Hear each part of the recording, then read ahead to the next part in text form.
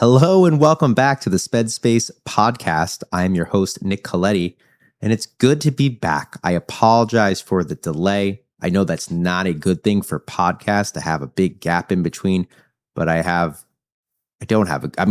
is an excuse at the end of the day, and I don't like making excuses, but I got married. If you're watching the YouTube, I got my ring on. It's pretty exciting about that. It's also the end of the school year. I had 2 meetings that just got canceled, so I was like, you know what? Let's make the most of our time and get on and record a podcast. So here I am. This is not that I prep my podcast too much, but usually I have like a theme or an idea, or if I have a guest on, I know it's been a minute since I've had a guest.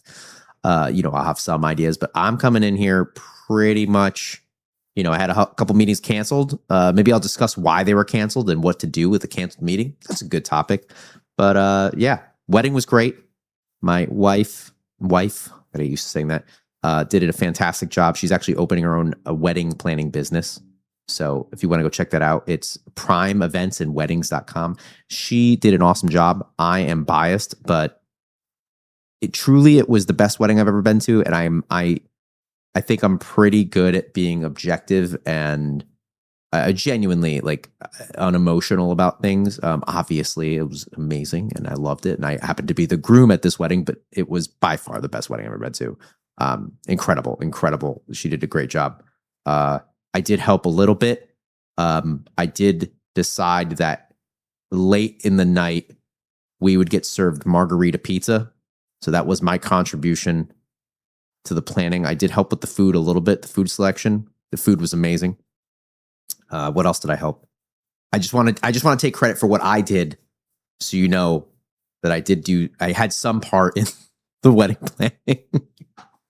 No, I joke. I mean, I don't joke. The margarita pizza was clutch, but it was phenomenal. So definitely go check that out. She's just building that business now, and I'm very excited for her and getting that up and running. And I'm excited for anybody that decides to use her as a wedding planner or an event planner, because she is fantastic. I've learned a lot actually about how to do this, funny enough, from her, from the experience of, watching her plan that wedding and getting everything done. I realized, how much I could do a better job. And this kind of goes to schools and teachers as well, of kind of it's really important, obviously, to make sure that the people in focus are getting what they need, right? So the bride and groom in the wedding, right? And if we look at that with an IEP, it's really important to keep in mind the child. Obviously, they're the center of it all, right? But it's also equally as important to make sure that all of your guests are taken care of from a multitude of levels, right? So making sure that they know what's going on and have a plan, but also are just treated with dignity and respect and have a great time, and make sure that they're, I'm kind of conflating between both an IEP and the guests at a wedding right now, but it's making sure that the guests at a wedding have a wonderful experience. And with an IEP, of course, we want to focus on the child, but we should also be making sure that the parents of that child and the team at large is being treated and heard and understood, and their inputs are their input is being considered and put into place. So lots of things that I want to work on this summer. I have a lot of goals that I have in mind. I have a lot of things that I want to work on. I started a newsletter. I haven't sent it out yet. But if you want to go check it out, please go to my website, GreenwichSEadvocates.com, and join the Sped Space Newsletter. I will send one out just to get one out soon, and then start doing that more consistently. I do plan on definitely keep it locked in here. I do plan on opening an online community soon to help parents more nationally get support with each other. So it's going to be lessons that are a little bit more focused with actual kids' IEPs on that. I get permission to do that and everything, with redacted information, but also time for people to come together in groups, 5, 10, 15, 20 people or more. And we all talk together and we all work together in a positive environment, and learn more about the special education process through using our kids that were that are going through it, so we can use live examples, real examples, to learn a little bit more. So stay tuned to that. I will, if you're interested, please send me an email at thespedspace@gmail.com. I will get that up soon. That is my goal as soon as the school year ends, which is where I wanted to kind of begin today, which is the end of the school year. It's hectic. So why I haven't been on here, not to make excuses. The only reason I'm here genuinely is because I had 2 meetings get canceled this morning, and my 3rd meeting got pushed back today. So I actually have a little bit of time. I haven't eaten yet. I'm gonna get some time to eat soon, as I'm done with this. But yeah, those meetings got canceled. And I want to talk about that and one other thing with power struggles. So, I haven't really talked too much about actually working with kids on the show, but it was something that came up with one of the meetings today that I want to discuss. But meetings got canceled. So the first thing, if your meeting gets canceled, you got to understand why. Now, the tricky thing why this is such a big deal right now is because it's the end of the school year. So what can you do at the end of the school year?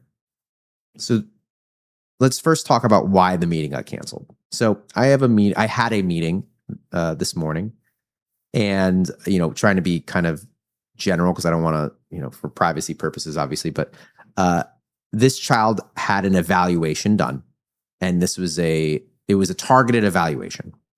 So it was a lengthy one. It was a very well-written evaluation. The parent and I thought there was a lot of great information in it. But here's the issue. The meeting was scheduled today. I'm recording this on a Monday. It was scheduled for 8:30 in the morning on a Monday. First thing in the morning. Which don't do that. It's terrible. Don't schedule meetings for first things on Monday morning. Not a good time. But alas, they have to do what they have to do at the schools. But the report didn't get sent out until Thursday evening. I actually recall very quickly reading it right before I taught my jujitsu class that night. I actually had people coming into the gym, and I was like, guys, I got to read something. I went off to the side and was just reading a full evaluation on my phone real quick. It wasn't completed yet. It was pretty much all there. Now, here's the issue. You are required by law, I think federally, definitely in the state that this was happening in, to receive any and all evaluations at least 3 days prior to the meeting. Now, the meeting's scheduled on Monday, so 3 days prior, school days, mind you, would be Friday, Thursday, Wednesday. Now, we got this report on Thursday. Not the end of the world. We were able to read it. We were able to go through it. The mother and I read it on Thursday. We were able to go through it and prepare for the meeting on Friday. She had time to meet with the evaluator on Friday morning. I had another PPT. End of the year is rough. PPT stands for Planning and Placement Team Meeting. That is what special ed meetings are called in Connecticut. That is where I've done the majority of my training. So that's what I tend to call them. They're different in every state. CSE is in New York. A lot of states just call them IEP meetings or special ed meetings. It depends. I think in Texas calls them ARD meetings. Florida, it's ESE meetings. It's a special ed meeting. So the mother was able to meet with the evaluator. Then the mother and I met to prepare for the meeting, and it was a heavy evaluation. It was lengthy. It was good. It was a good evaluation, but it was it's 26 pages, which is typical, but it was, the content was heavy. So we prepare for it. We have to cut it short early because I had another PPT meeting, another special ed meeting. That was actually a CSE meeting. That was New York on Friday afternoon. But we got everything we needed to get done. We finished up. Saturday rolls around, Sunday rolls around. We send them our parent input in the morning, and then they want to reschedule because they didn't have time to go through the report and didn't have time to go through the parent input. This is from the school side of things. Now, frustrating as that all sounds, let's break it down a little bit. So the reason why evaluations need to get out ahead of time is so the parent has time to review the evaluation. This is also for the teachers and the team to review the evaluation as well. Now, I am not an advocate. I'm a I'm an educator. I mean, I'm working on my background a little bit. You could see behind me, I have this is kind of out of frame here, but I have my diplomas, my master's degree and my bachelor's, but my master's degree in special education back there. It's probably not going to stay there. I just wanted to get them up and get some things behind me. I'm working on that. Sorry, that was a notification for my meeting that got canceled this morning in 10 minutes. And it's amazing. It's amazing how much a cell phone ding will take your mind off what you were talking about. At least for me, right? That just totally derailed me. And I'm speaking right now, trying to remember what I was talking about and what I was trying to get to. So the important thing, and it was a very smooth transition, that is a masterful educator move right there. The important thing is that when you, because I'm an educator at heart, right? I'm an advocate now, but I am an educator. I very much will fight for teachers' rights and for proper expectations of our teachers. If the team at the school didn't receive that report until mid-Friday, like during the day, even Thursday evening, when were they supposed to review it? They don't get paid over the weekend. Now, maybe you're listening to this and you're oh, teachers get the summers off, isn't that? Listen, teachers are contracted and are paid to work between the hours of 7:30 and 3:30. I don't know. Depends on the school. Some kind of range in there. They are supposed to get prep time. That is when they're supposed to do their preparations. The vast majority, I would say probably 100% of teachers, 99% of teachers, at least core teachers, right? You gym teachers out there, you can go relax and whatnot. But, if you're teaching English, a gen ed core, English, writing, math, science, social studies, special education, of course, you're teaching a core class. You're a gen ed teacher in elementary school, a middle school core, high school core class. You're working outside of those hours. It's part of the job. And a lot of us have jobs where we have to do things like that. But you don't get paid overtime. Whether it takes you 10 minutes to prepare or 10 hours to prepare over the weekend, you're not getting any extra pay.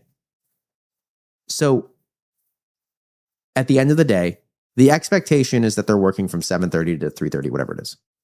If they don't have that report, and let's say their prep period was 8 a.m. on Friday, and they didn't get that report till noon on Friday, how are they supposed to read it before 8:30 on Monday? They can't. And even if they did read it, how are they supposed to digest it and start coming up with their own thoughts about the implications of the meeting on Monday morning? They can't do it. Now, they were going to walk into that meeting, but we sent them a parent input that had a bunch of questions that they weren't prepared to answer because they weren't ready. And they said that they didn't get a chance to read the report and they didn't get a chance to, they want a chance to review our parent input, which is fine, which is understandable. But it's frustrating for the parent because they were very concerned that they weren't going to get a meeting rescheduled due to the end of the year. So let's talk about it. We were able to reschedule the meeting. Not a big deal. But I had to get on and basically talk about it. But this whole talk about when the teachers are contracted to work is important because you can have a special ed meeting over the summer. I mean, just make that clear. You can have one, but it's complicated and you need to be a little bit more flexible. Now, teachers are contracted to work between 7:30 and 3:30. They're also contracted to work between August 15 and June 15. Just making updates here. And then they have their summer vacation. They're not paid over that summer vacation. Let's just make that clear.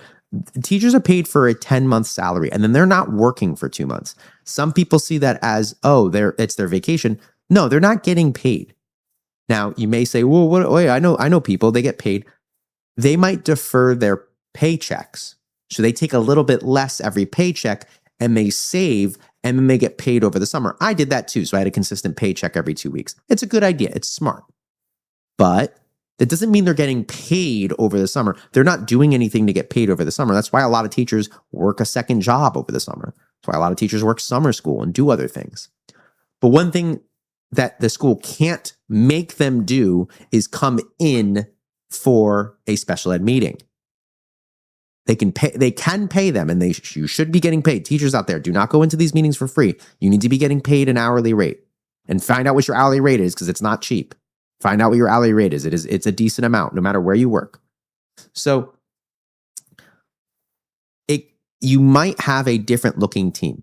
Administrators are typically 12-month salaried, so they can be there. But then the service providers are not.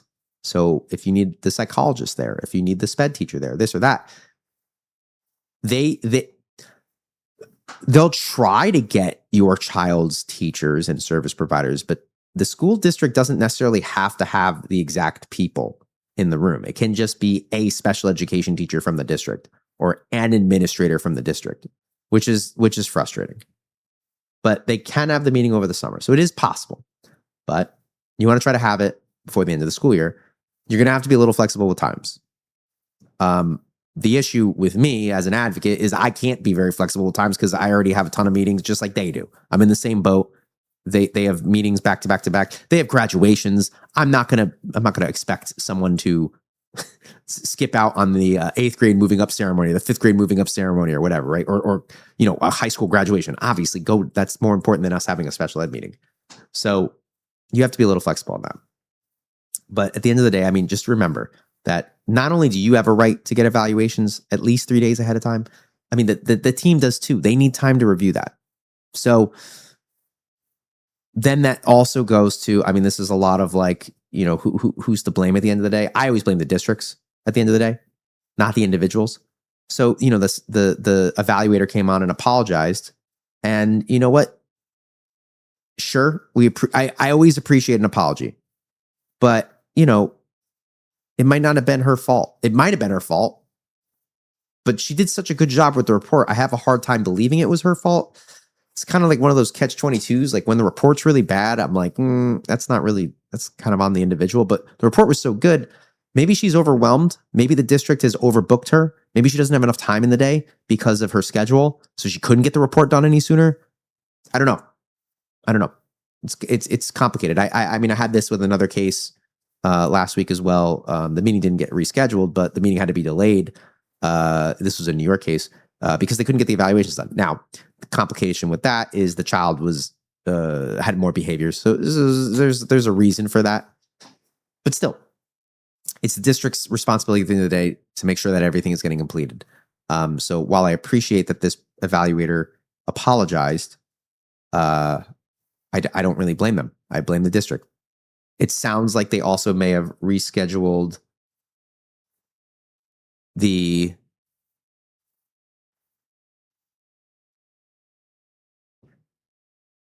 too many meetings. Sorry, just pause for a second. I had to take a quick call. And again, amazing what these phones do. And then we expect kids to be able to learn. This is crazy. I mean, it seemed I take literally like 2 minutes to take a call real quick, and I come back and I cannot recall at all what I was talking about. Maybe that's just my own issue, but I can't imagine, kids that have access to phones and just glance away for a second to look at a text and then expected to be remembering what they were where they were doing. So yeah, I think that it's important to remember that the districts are responsible for providing these services. And part of those services are getting all of these services together, right? And making sure that the services are implemented and also getting these evaluations done. The other thing, the other meeting, this one's a little bit more frustrating. So a family, one of my clients that I've had for a long time now, they text me on Thursday.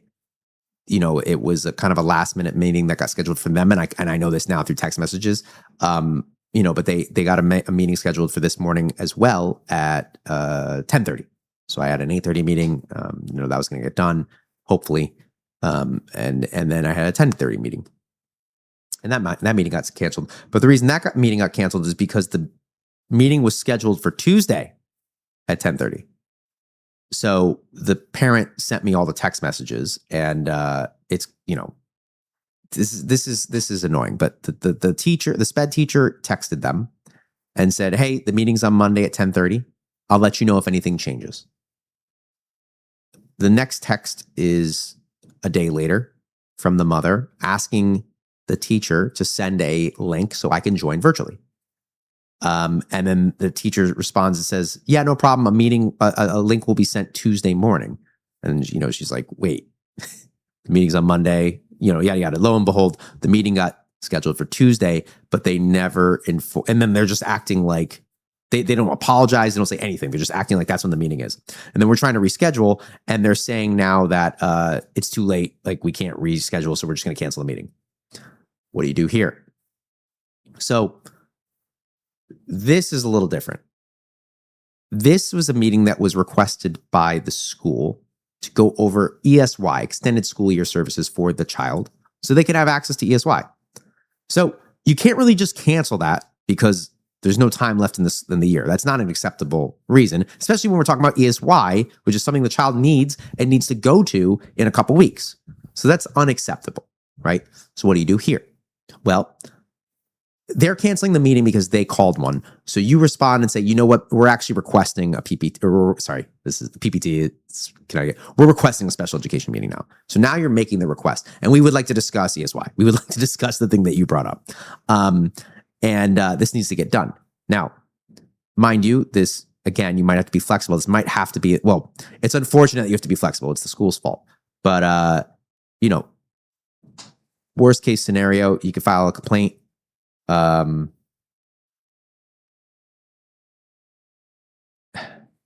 don't know how. I have a complaint pending. I don't know if I want to talk about this too much. Yeah, I think I'm gonna. My experience with complaints so far, every single time I filed one, the district has been found in violation. But they repeat the same mistakes. So once this school year is done and the meetings are wrapped up, so I have some time to work on the case, I am going to look into what my options are, because the complaints as far as I understand, it's the state telling the district what they have to do. I don't know if that's like a legal thing. I'm not really sure. I think it is. So I got to go figure out what my measures are for a district to be doing the same thing over again. And I have more complaints to file. So maybe I'll go over those one day. It's kind of tricky because this case is still ongoing. Maybe I'll go over the first complaint I ever did, because that case, that situation's like done. It was like a one and done thing, and what happened and the result of it. But you can file a complaint that takes 60 days, 60 regular days, not school days, regular, just, your everyday day to get resolved. So that might not help if you have to decide something for the summer, but something to do.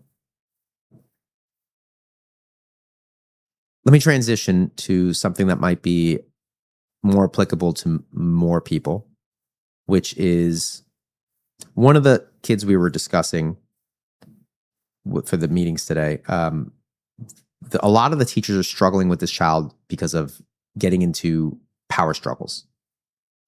And I remember when I first started, and I think this is a topic that everyone can relate to when it comes to kids. It's just more complicated when we have special ed and a disability in mind.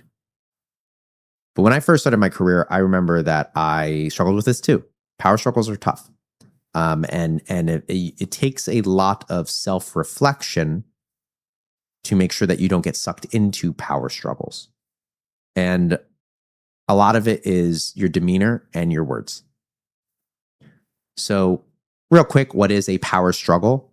This is not an official description of a power struggle. I'm just talking, this is me with my experience. But it's essentially when you get into I'm telling someone what to do and they're refusing to do the thing, and we get into a battle, if you will.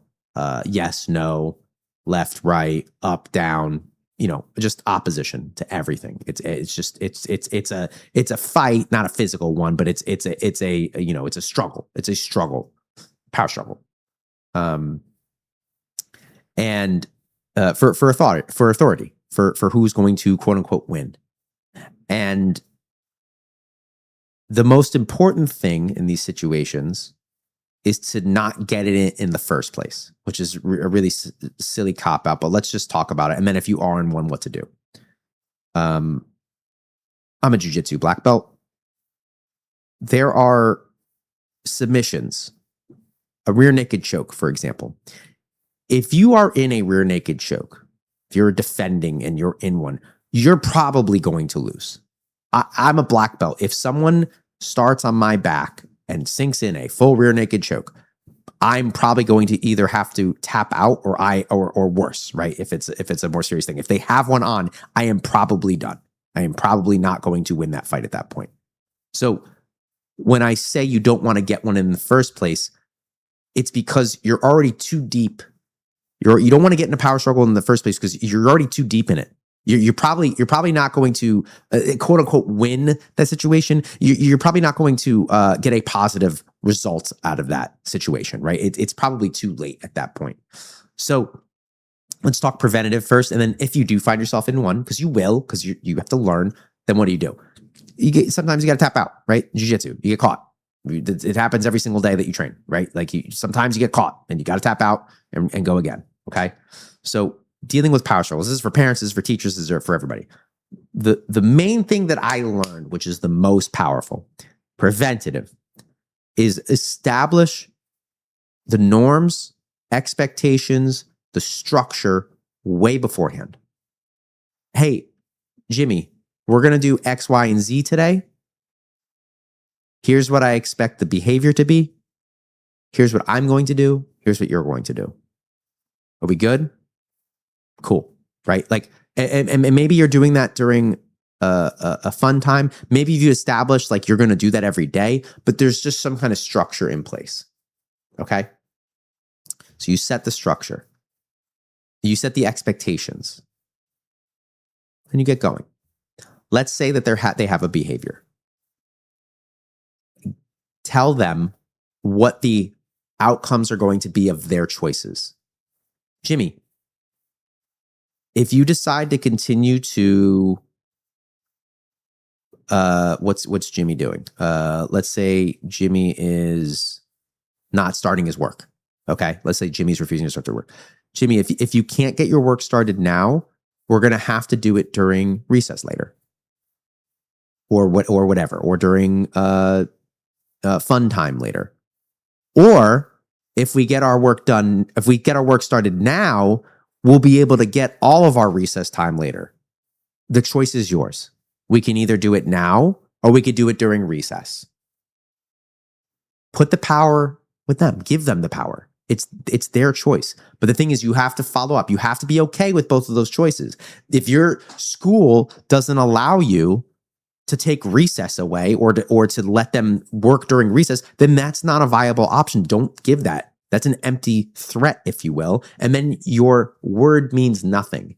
Make sure that you can back up what you say. Maybe you're not allowed to take recess away, which I don't necessarily disagree with. Maybe you have to stay after school. Maybe you do it during dance time, whatever. Like, have something built into the day where the kids are getting 5, 10, 15 minutes to chill, to relax, and that you can use that as a time to reinforce positive and not so positive behaviors. You can more easily do this at home because you have a lot more control of what you're going to give and not give, right? Schools are a little bit more beholden to the district rules and kind of like good practices. But at home, if you're not gonna do your work, like you're not getting Netflix time later, whatever, right? I don't know. Whatever you're doing with the kid, right? You're not doing this later. It's not happening. George isn't coming over later if you don't get your work done. That's a lot easier, right? But reinforce that. But it's their call. If you do the work, George comes over. If you don't do the work, George doesn't get to come over. If you do the work, you get to go to recess. If you don't do the work, you're doing it during recess. Okay? again, it's not the exact like win or lose. It has to be recess. It has to be this. It's the point is that you're giving them the power. Now, let's say that they make the choice to continue to not do the work. So they are choosing to not go to recess or not go to Georgia or whatever. When it comes time for recess or for fun time or for dance time or for George to come over or whatever, you put the work in front of them. Be like, say that, Jimmy, you know what? Let's get this work done. You decided earlier not to do it during math time, so we're going to get it done now. If they start getting upset, remind them calmly, hey, I didn't make this choice. I gave you, do you remember our conversation? I gave you the choices of either doing the work then, and you would have recess now, or doing the work now. Here's what you can do now. If you get the work done, as soon as you are done and I check it, you can go and play recess with your friends and you can finish it. Or we can go meet up with George at the park for a little bit.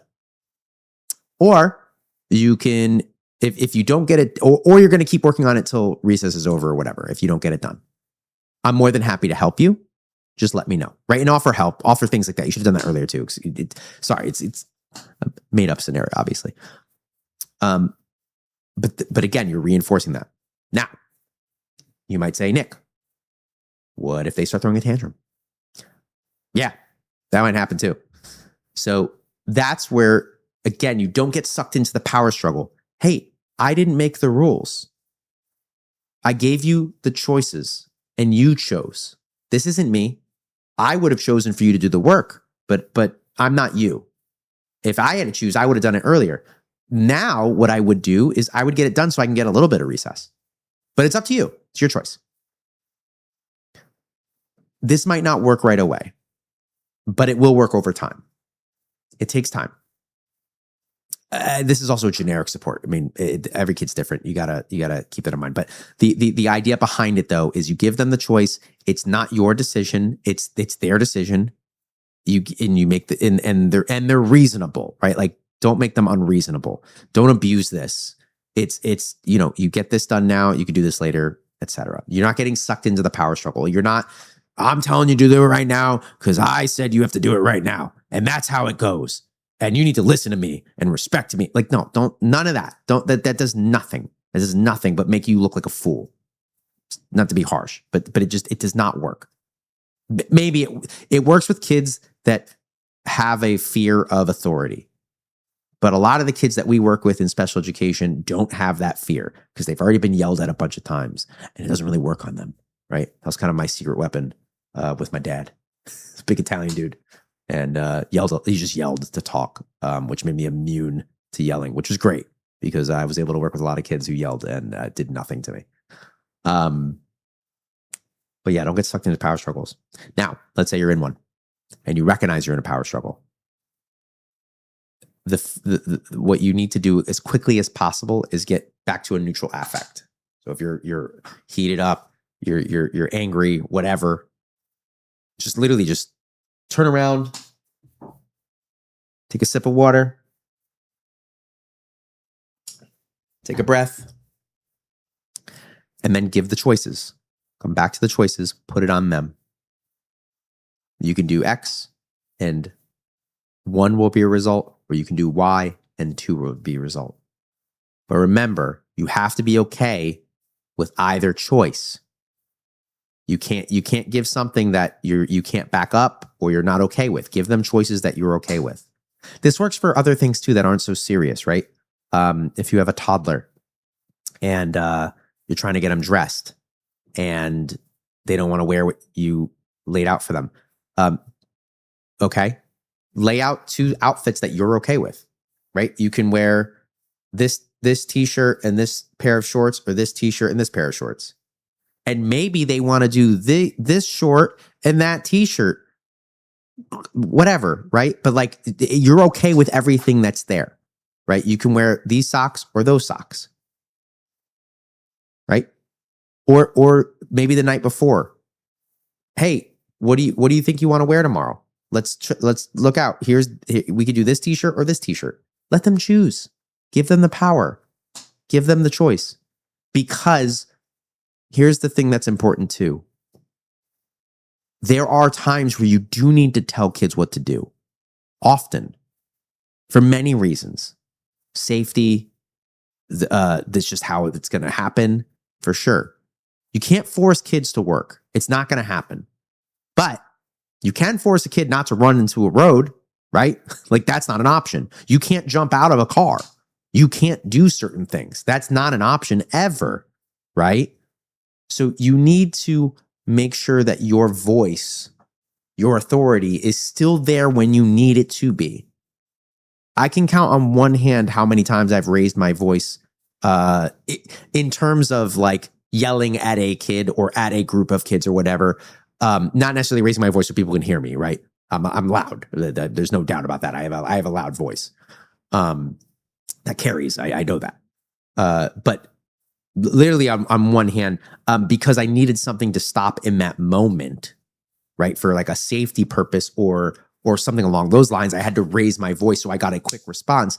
Because I never raised my voice, when it happens, the rarity that it does, it holds weight. I have kids that have never seen me raise my voice. I have kids that maybe have only seen it once. But that one time, it was effective because I don't ever raise my voice. I don't become just part of the noise, right? So that is why it's important to do things like this, because they know that, hey, Mr. Coletti or dad or whoever is reasonable 99% of the time. And this one time he's raising his voice, it must mean something. It must be really important. I'm going to listen. This takes time. It takes patience. And the reason I say this is I remember this one case. This is when I first learned this stuff and truly internalized it. It was 14 years ago. I was a paraprofessional. I was working with a little girl with Down syndrome. And very bright, capable, high-functioning child. And she threw a 3-day long tantrum. And when I use the word tantrum, I mean that she was just oppositional for 8 hours straight for 3 days straight before we finally had a breakthrough. But it took 3 days of me sticking to my guns, giving her choices. And after 3 full 8-hour-long days of her being defiant, finally on that 4th day, we were able to get back to work. We were able to get back to what we were doing. And it was all of it was power struggle. But I learned how to remove myself in that time. I had 24, I'm not exaggerating. I had a half hour for lunch and a 15-minute break during those days, but I spent the other 8, I'm saying 8 hour days. I'm in there for 8 hours. She was in school for like 6 hours and 30 minutes. So, I mean, let's be conservative. 15 hours straight. And it was more than that, but 15 hours in a 3-day period to just handle this. And by the end of it, what I figured out, what I tried was I came up with a visual and laid out the expectations and was like, it's not me that's saying this. It's just what the rules are. Those are the rules. We have to do it. It's whenever you're ready. I'm not saying you have to do it. It's the rules that are saying I have to do it too. I got to do the same thing. Right? It's a rule for me. It's a rule for you. Right? That helps too when it's a rule for both people. But I learned then about dealing with power struggles. And now again, this is very one-to-one. You know, if you take this to a bigger scale, like dealing with the class, that's another discussion. But there's always some kind of power struggle going on. Give choices, give structure, visuals help. It's not me. It just is the rule. You could say, especially as a teacher, it's the school rule. It's not my choice. I don't disagree with it. I think it's a good rule. Or maybe you don't. I wouldn't say that. I wouldn't say I don't think it's a good rule. But like blame the entity that is the school. Blame the entity that is someone above you, right? Like say, show that you're not the one with the authority in the situation. Somebody's got authority. Somebody else has authority. It's not even me. I didn't make the rule. It was the district. It was the school. It was the principal. It was the superintendent. It was The Board of Education, like, what do you want me to do about it? So, like, but still work with them, right? Like, take the power away from you, take the power out of the situation, take the struggle out of the situation, and work together. So it's tricky. It's an art. And the trickiest part, honestly, is recognizing that you're getting sucked into a power struggle before you get into one. Because once you're in a power struggle, it's usually a wash. It takes a lot of practice and a lot of skill to work your way out of a power struggle once you've already been in one. Once you've already started one, it can be very complicated. So to get out of one. So yeah. And if you've never been in a power struggle, you must be a very zen, calm human being, and I commend you. But most of us are not. I'd imagine most of us have been in a power struggle once or twice in our careers, and that is an under exaggeration. I'm sure it's happened many times. So it's tricky. This is a. I wish, it's tough because you have to be respectful of like privacy, obviously. But I wish there was a way that I could show you guys this stuff in practice. And that's tough too. Because like if I just show up, if somebody's like, hey, why don't you come over and work with my kid? And it's like, I don't have any rapport with them. That's difficult too. But you can't really like just film yourself working with kids. It's not like I mean, there's those shows. I remember back in the day, like the Super Nanny. I never really watched them, but I've seen clips on like YouTube and stuff like that. But even then, that's still like in somebody's home. It's not a school environment. But I don't know. It would be. I would be interested if anybody has anybody that wants me to come try to work with them and see what I can do. So if I could work some magic, because that's the thing too that I love about my job and my position as an advocate is I know that I can do all the things that I'm talking about with the teams. Or at least figure it out, right? Like I'm not gonna say that I'm gonna be able to do it like immediately, but build a rapport with the kid and enact them.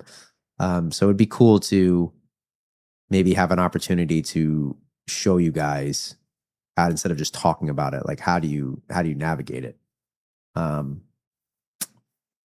So yeah, I don't know. Things to think about. Well, it's great to be back. I will be a lot more consistent. Especially once the school year ends. It is winding down. I have meetings all this week, but then I think Friday. Take a look. I got my calendar right in front of me. No, I'm still got consultations. I mean, it's not so bad though. That's easier. Yeah. So I would say after Thursday this week. I got another meeting next week.